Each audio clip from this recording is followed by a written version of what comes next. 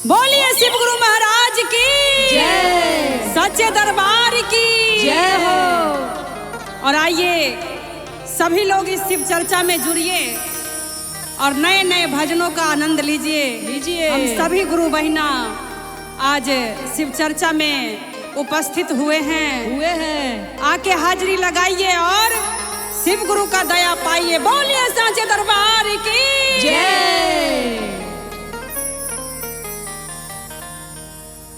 आजू के दिनवा घरे होई सी बाचारा चाहो, जय हो जय हो। आजू के दिनवा घरे होई सी बाचारा चाहो, आजू के दिनवा घरे होई सी बाचर्चा छोटी नाना तेरे पियवा भंगिया तोरे गेल छोटी।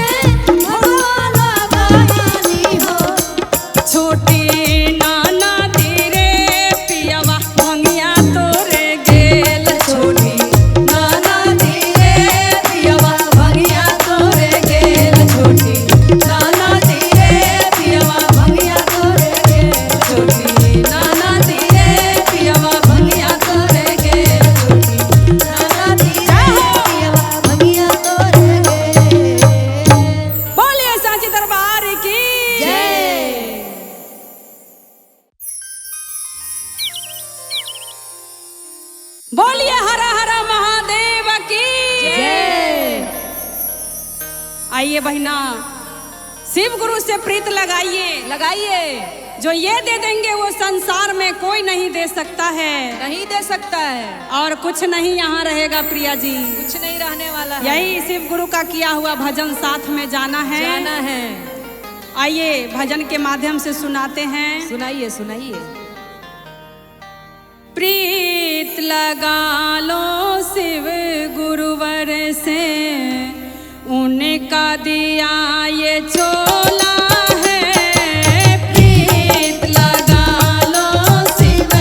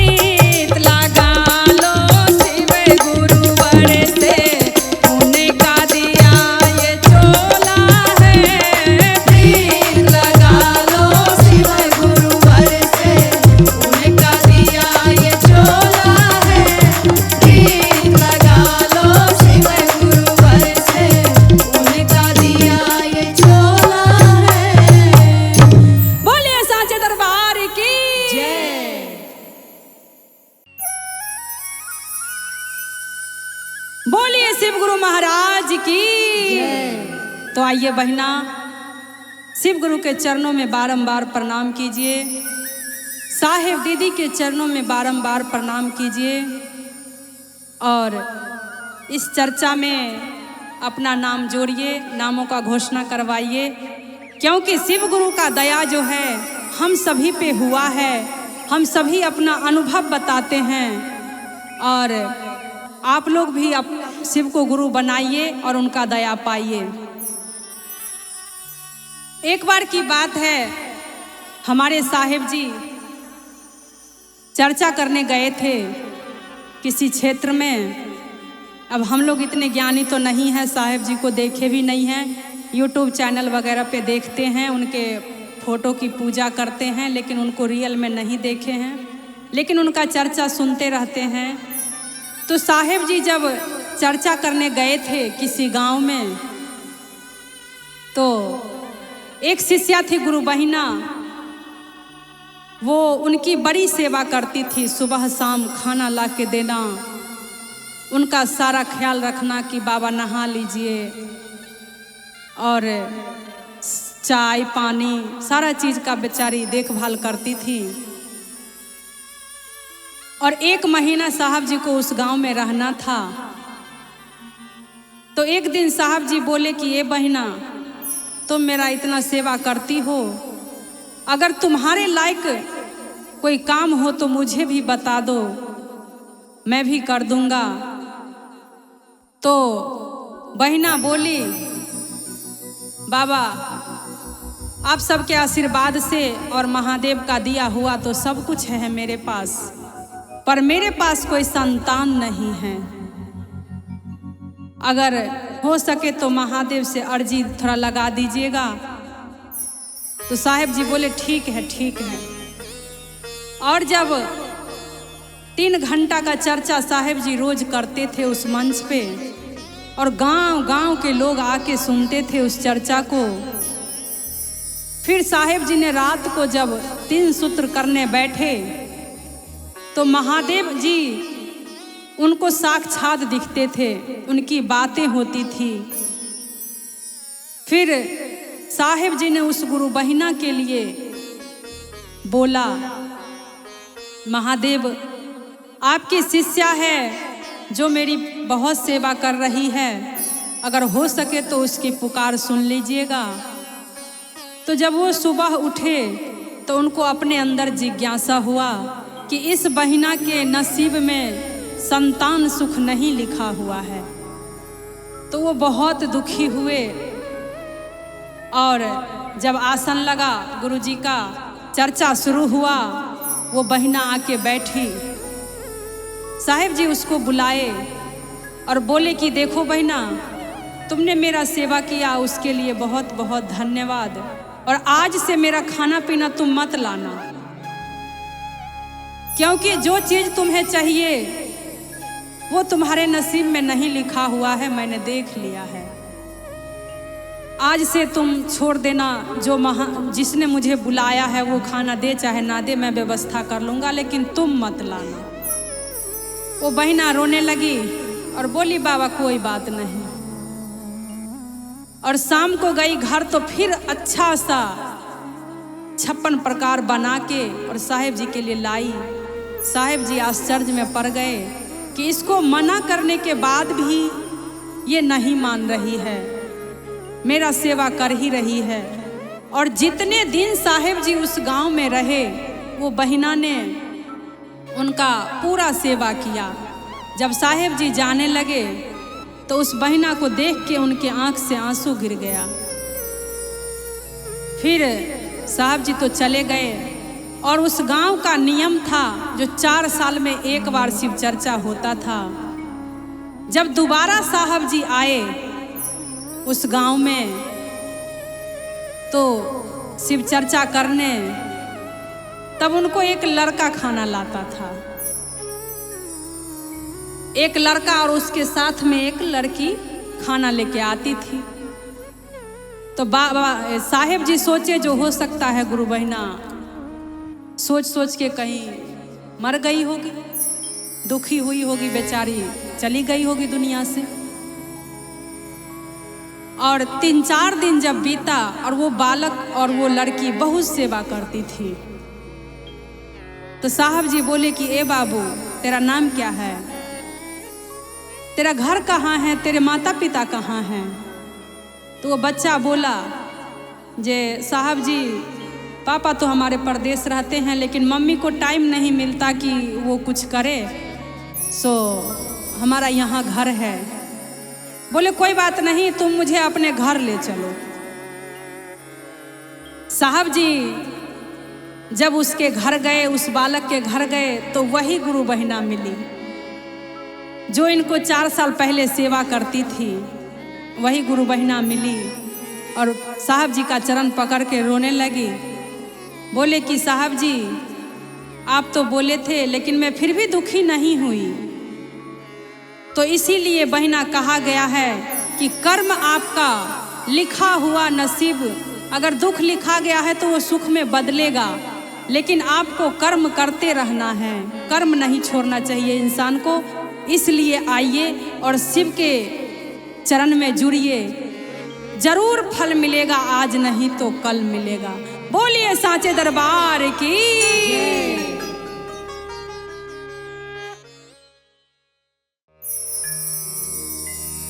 सबसे पहले देवाधिदेव महादेव के चरणों में मेरा प्रणाम है, मेरा प्रणाम स्वीकार हो। 3 सूत्र देने वाले साहिब दीदी के चरणों में मेरा प्रणाम स्वीकार हो। और जितने भी शिव गुरु भाई, शिव गुरु बहन मुझे सुन रहे हैं, देख रहे हैं, सभी के चरणों में मेरा बारंबार प्रणाम है और मेरा प्रणाम स्वीकार हो। जब 3 घंटा का चर्चा होता है तो उसमें शिव चर्चा बहुत ज़रूरी होता है बहिना। जब तक शिव गुरु की चर्चा ना हो तो शिव चर्चा का मतलब नहीं होता, शिव चर्चा पूरा नहीं होता। तो इसलिए गुरु के चर्चा में भजन के साथ साथ चर्चा भी ज़रूरी है। तो आइए, साहेब जी का दिया हुआ 3 सूत्र जो हम सभी जनमानस तक पहुंचा है, और जिन्होंने, जो शिव गुरु भाई, शिव गुरु बहन ने अभी तक शिव को गुरु नहीं बनाया, उनसे हाथ जोड़ के निवेदन है कि आज ही और अभी ही शिव को गुरु बनाइए और आप शिष्या बनिए। बहुत शक्ति है बहिना, शिव गुरु के शक्ति का कोई बखान नहीं किया जा सकता, अपरंपार महिमा बरसता है। तो इसी चर्चा में मैं 3 सूत्र लेके आई हूँ आप सभी के बीच। तो देखिए बहिना, शिव चर्चा का, शिव गुरु को गुरु कैसे बनाया जाए और शिष्या कैसे बना जाए, तो इनके लिए हमारे साहेब जी 3 सूत्र लाए हैं। पहला सूत्र में शिव गुरु से दया मांगना है। गुरु भाई कहेंगे, हे शिव, आप मेरे गुरु हैं, मैं आपका शिष्य हूँ, मुझ शिष्य पर दया कीजिए, दया कीजिए। गुरु बहना कहेंगे कि हे महादेव, हे शिव, आप मेरे गुरु हैं, मैं आपकी शिष्या हूँ, मुझ शिष्या पर दया कीजिए, दया कीजिए। और बहना दूसरा में चर्चा है, बहुत सुंदर नाम, जिसका नाम शिव चर्चा कहा गया है। उस चर्चा का मतलब है जिस टाइम आप दया मांग रहे हैं उसी टाइम चर्चा भी होना चाहिए। 3 सूत्र का मतलब है तीनों सूत्र साथ में होना चाहिए।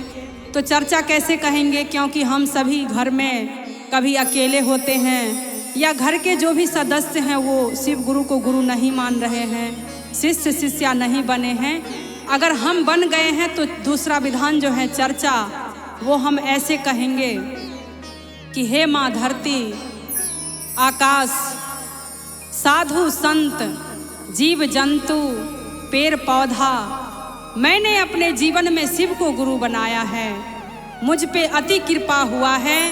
आप सभी भी शिव को गुरु बनाइए और उनका दया पाइए। और तीसरा विधान है बहिना, नमः शिवाय, जो सांसों द्वारा करना है। वो करके और गुरु जी के चरणों में प्रणाम करना है। जितना टाइम मिले उतना ही कीजिए, लेकिन कीजिए ज़रूर। और ये 3 सूत्र का पालन कीजिए और अपने जानने वालों को आप बताइए। आपका काम है बताने का, माने ना माने उनका काम है। हमारे साहेब जी कह के गए हैं, मानेगा सभी आज नहीं तो कल, शिव को गुरु तो सभी बनाएंगे। जो लेट कर रहा है वो बनाने के बाद पछताएगा कि हमने इतना लेट क्यों किया। इसलिए आप सभी लेट मत कीजिए। आइए शिव की ओर चलें। साहेब जी का कहना है कि आओ चलें शिव की ओर। तो चलिए बहना, इतना ही पे मैं अपनी वाणी को विराम देती हूँ। बोलिए साचे दरबार की जय।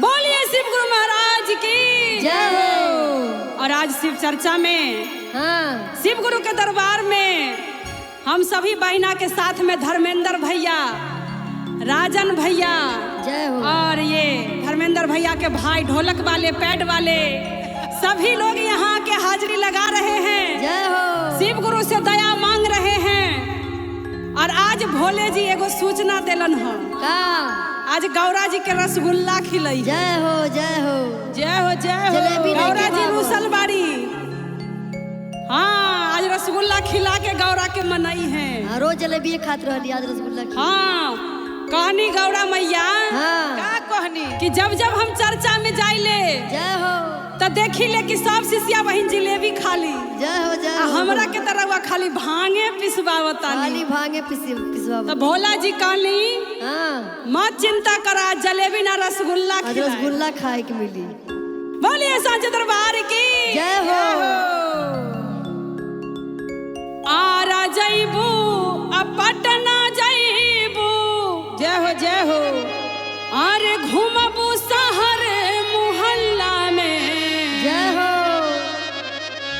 आरा जइबू आ पटना जइबू, अरे घूमबू शहर मोहल्ला में, आ काहे जलेबी